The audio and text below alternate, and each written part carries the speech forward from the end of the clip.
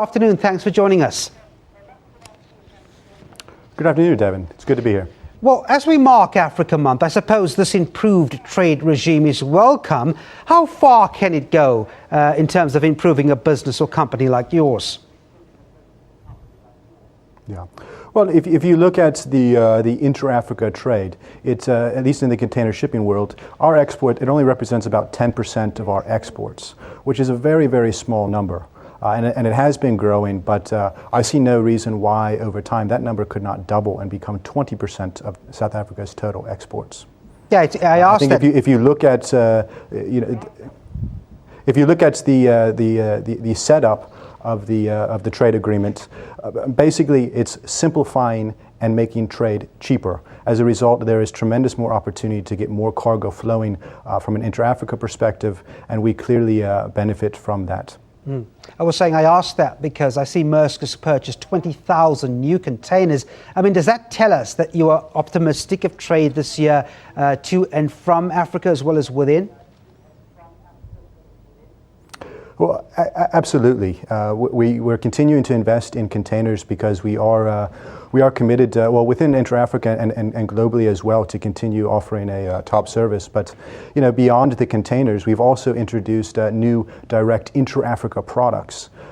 So with the incremental, I suppose, making trade easier with the trade agreements, we're also offering new direct services that will also provide a better infrastructure to increase trade.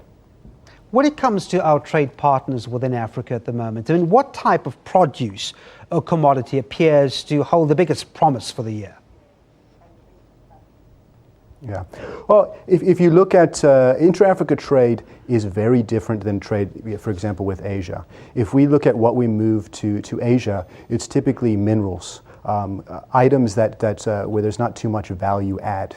If you look at the inter-Africa trade, maybe what we're moving to, for example, Luanda, it's very much value add products. It's anything from auto to retail to foodstuffs. So, and those are obviously value-add items which have a greater effect on the South Africa GDP. So it's clearly a bigger win to develop inter-Africa trade as opposed to potentially other trade lanes. Matt, the lowering of transit times, I mean, this has been a perennial call by businesses who trade in Africa. How much of a difference will something like this new free trade area make to goods sitting on borders for nights and days? Yeah. The reduction in transit time will definitely help companies reduce their inventory costs. I think even larger than that is actually increasing reliability. If companies know that they can get their cargo in, whether it's 8 or 9 days, as long as they know up front how long it will take, they can control their supply chain, they can make sure they have no stockouts, and then provide a reliable product to their end customer. So I would say it's a little bit more about the reliability. Yeah, and I suppose it's certainty that's very important. Businesses want certainty. You look 10 years back, you would notice that Africa, one of the biggest problems was the security element with wars sporadically all over the continent. I mean, that has pretty much eased compared to, as I said, 10 years ago. Do you get a sense that are we becoming more business friendly as the wars deplete? Absolutely, and I think if you look at an agreement like this, I don't even think that it would be in discussion if there were wars going on. So I think the fact that we're this far along and getting this trade agreement set up shows that we've come quite a long way.